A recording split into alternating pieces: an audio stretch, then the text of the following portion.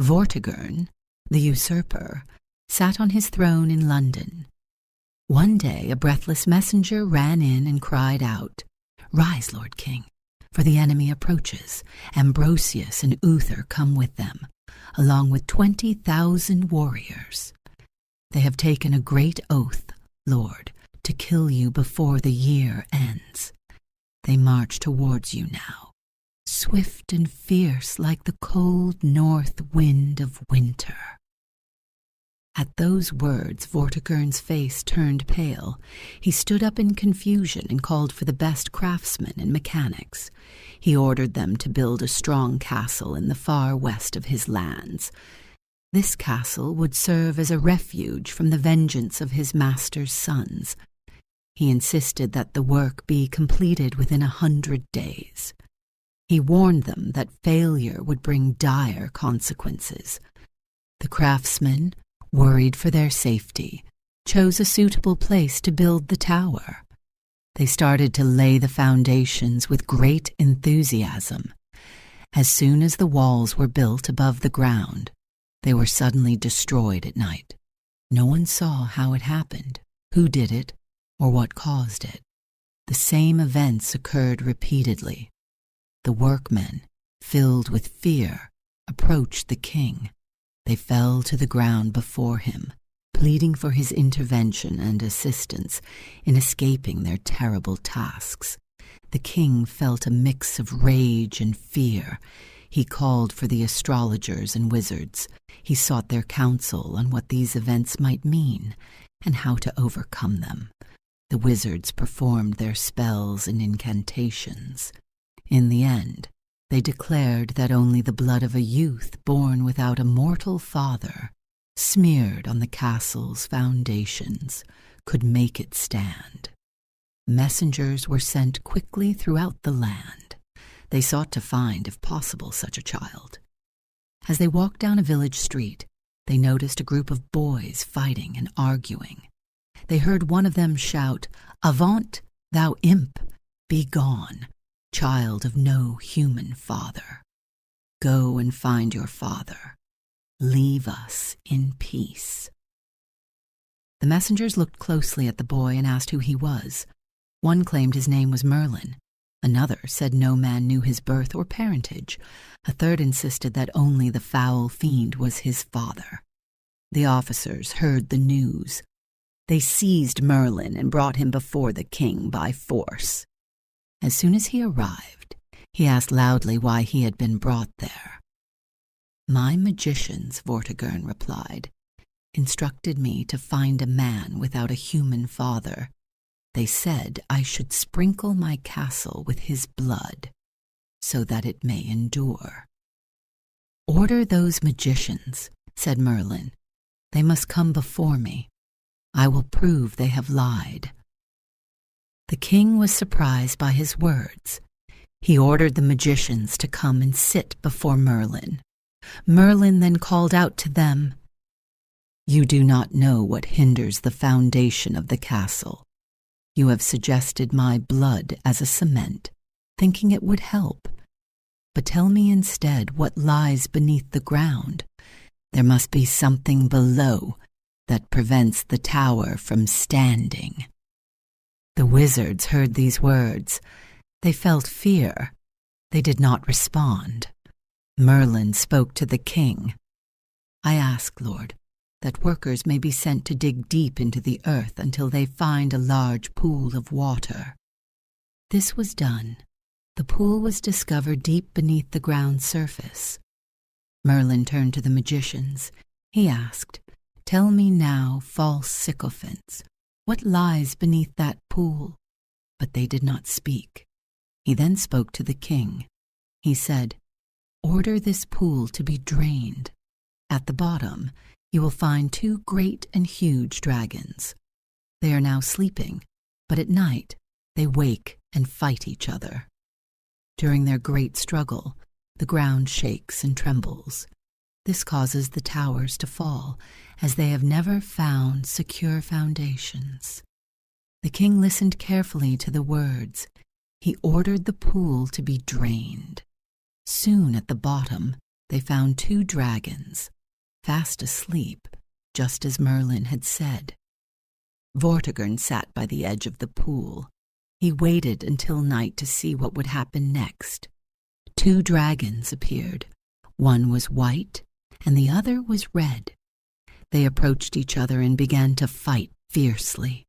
Fire erupted from their breaths. The white dragon held the advantage. It chased the other to the end of the lake. He felt grief over his retreat. He turned back to face his enemy. The battle resumed. He pushed his foe to retreat as well. In the end, the red dragon was defeated. The white dragon vanished, and no one knew where it went. After the battle ended, the king asked Merlin to explain its meaning. He began to cry. He spoke a prophecy. This prophecy foretold the coming of King Arthur. Woe to the red dragon, which represents the British nation. His banishment will come quickly. His hiding places will be taken by the white dragon, the Saxon whom you, O king, have called to the land. The mountains will be made flat, like the valleys. The rivers in the valleys will flow with blood. Cities will burn, and churches will fall into ruin. Eventually, the oppressed will rise and overcome their enemies for a time.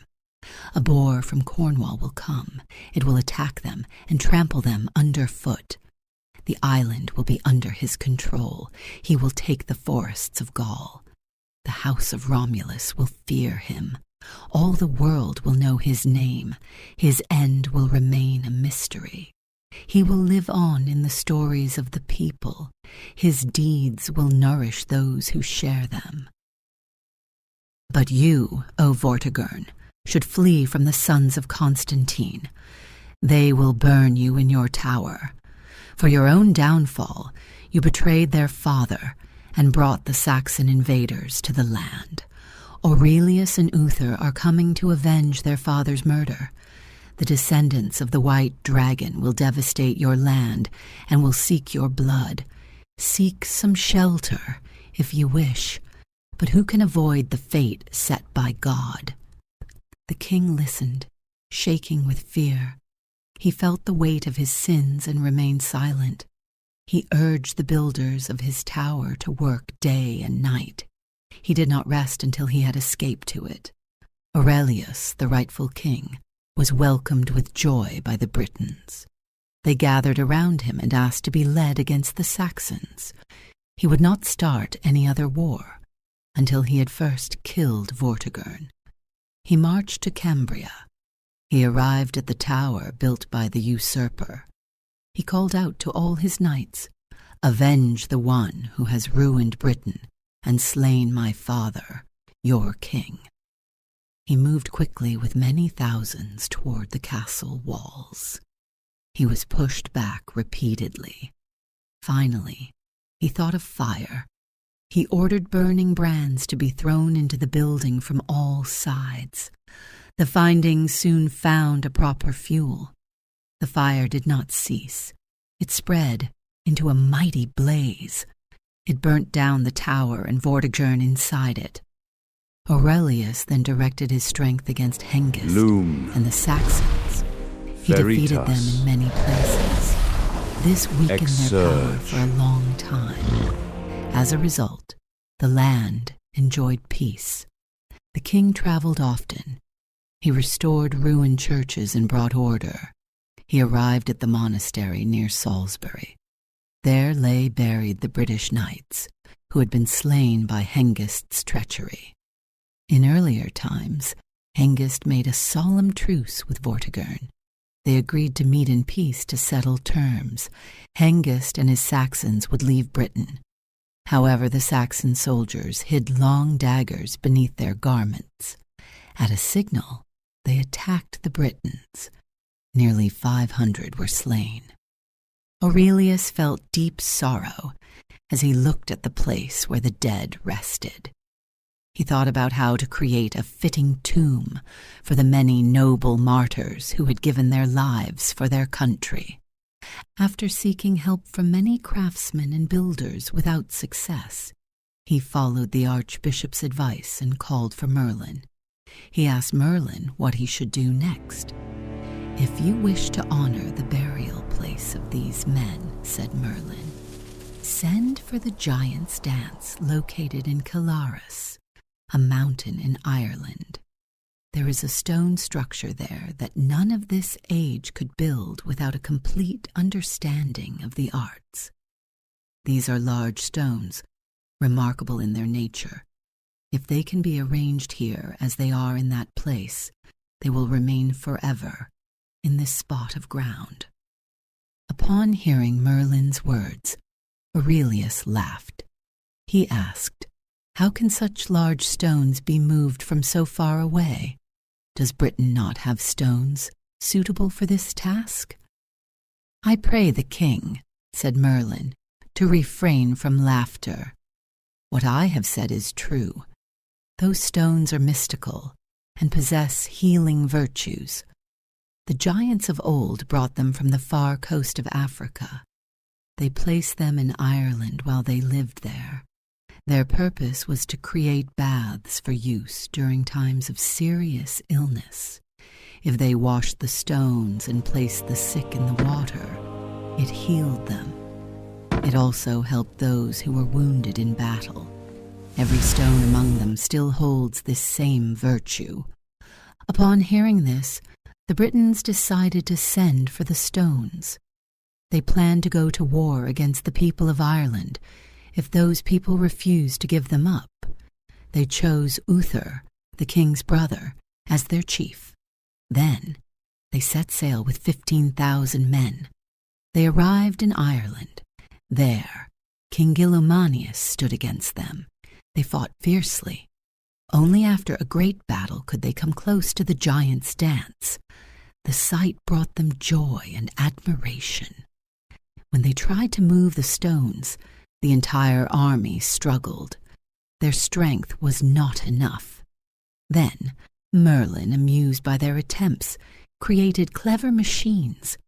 These machines easily took down the stones and placed them in the ships. Aurelius brought everything to Salisbury. He wore the crown on his head. For 4 days he celebrated the feast of Pentecost with great splendor. Among the clergy and the people, Merlin lifted the stones. He placed them around the sepulchre of the knights and barons, just as they had stood in the mountains of Ireland. There is a monument called Stonehenge. It stands on the plain of Salisbury. People know it well, and it remains there to this day. Not long after Aurelius was killed by poison in Winchester, he was buried in the giant's dance. A comet appeared. It was large and bright. It sent out a beam. At the end of the beam was a cloud of fire shaped like a dragon. From the dragon's mouth came 2 rays. One ray stretched over Gaul. The other ended in 7 smaller rays over the Irish Sea. When this star appeared, the people felt a great fear. Uther, who was marching into Cambria to confront the son of Vortigern, was also troubled by its meaning. Merlin was called before him. He cried out loudly, "O mighty loss! O troubled Britain! O dear! The great prince has departed from us. Aurelius Ambrosius has passed away. His death reminds us of our own mortality, unless we find help from God. Hurry, noble Uther, to defeat the enemy. The victory will be yours, and you will become king of all Britain. The star with the fiery dragon represents you. The ray over Gaul suggests that you will have a powerful son. All the kingdoms under that ray will obey him." For the second time, Merlin predicted the arrival of King Arthur. Uther became king. He remembered Merlin's words. He ordered 2 dragons to be made of gold. They looked like the dragon he had seen in the star. He gave one of these to Winchester Cathedral. He had the other taken with him into all his wars. From that time on, he was known as Uther Pendragon, or the Dragon's Head. Uther Pendragon traveled across the land. He settled it and even journeyed to the lands of the Scots. There, he calmed the fierce, rebel people.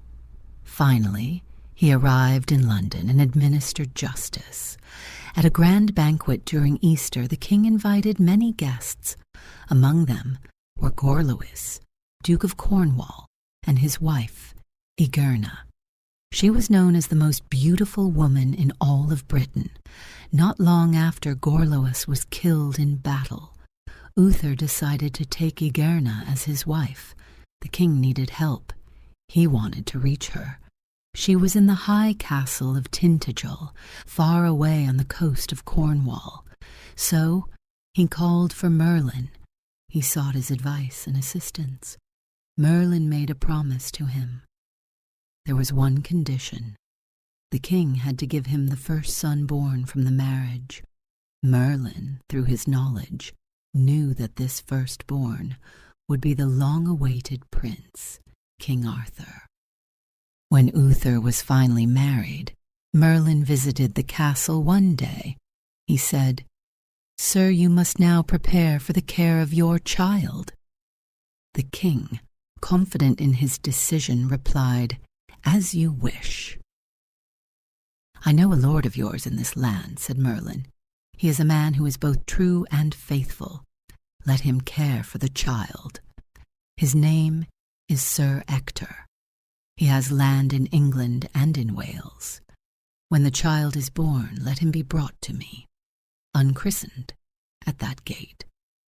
I will place him in the care of this good knight." When the child was born, the king ordered 2 knights and 2 ladies to take it. The child was wrapped in fine gold cloth. They were to deliver it to a poor man they would find at the postern gate. The child was given to Merlin, who appeared as a poor man. Merlin took the child to a holy priest. The priest baptized the child and named him Arthur. After that, the child was brought to Sir Ector's house. He was cared for by Sir Ector's wife, who nursed him herself. He stayed in the same house for many years. No one knew where he was, except for Merlin and the king. It happened that the king fell ill. The Saxon invaders saw this as an opportunity. They returned from across the sea and invaded the land, causing destruction with fire and sword. Uther heard the news. He became very angry. His anger was more than he could handle. He called all his nobles to come to him. He wanted to scold them for their cowardice. He rebuked them firmly. Despite being close to death, he vowed to lead them against the enemy. He ordered a horse litter to be made. He needed it because he was too faint and weak to ride. With his army, he moved swiftly against the Saxons. When they learned that Uther was approaching in a litter, they refused to fight him. They believed it would be shameful for brave men to battle someone who was half dead. They returned to their city. In a show of defiance against danger, they left the gates wide open. Uther quickly ordered his men to attack the town. They moved without delay and soon reached the gates. The Saxons, realizing their mistake too late, rushed out to defend themselves. The battle continued until night. It resumed the next day. Eventually, their leaders, Octa and Eosa, were killed. The Saxons then turned and fled. The Britons celebrated their victory. The king felt great joy. Before, he could hardly sit up without help. Now he sat upright in his litter by himself. With a laughing and merry face, he said, "They called me the half-dead king, and so indeed I was.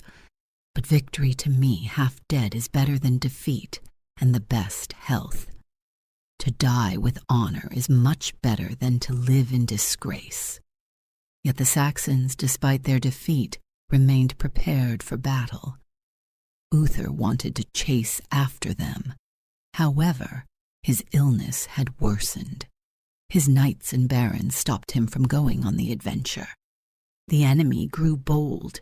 They did everything they could to ruin the land. Finally, they chose the lowest form of treachery. They decided to kill the king with poison. While he was sick at Verulam, they secretly poisoned a spring of clear water. He drank from this spring every day. The next day he fell ill and suffered greatly. Many others also fell victim to this act before the wrongdoing was uncovered.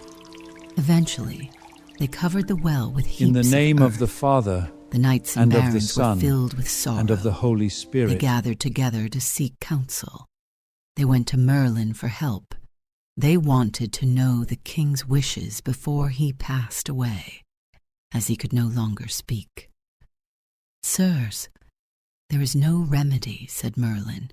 "God's will must be done. But be ye all before him tomorrow, for God will make him speak before he dies." On the next day, all the barons gathered with Merlin around the king's bedside.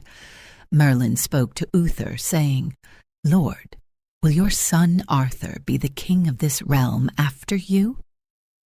Uther Pendragon turned around. He spoke so that everyone could hear. "God's blessing and mine be upon him," he said. "I asked him to pray for my soul. I also wanted him to claim my crown or lose all my blessings." With those words, he passed away. All the bishops and clergy gathered. Many people mourned the king. They took his body to the convent of Ambrius. There, they buried him near his brother's grave, within the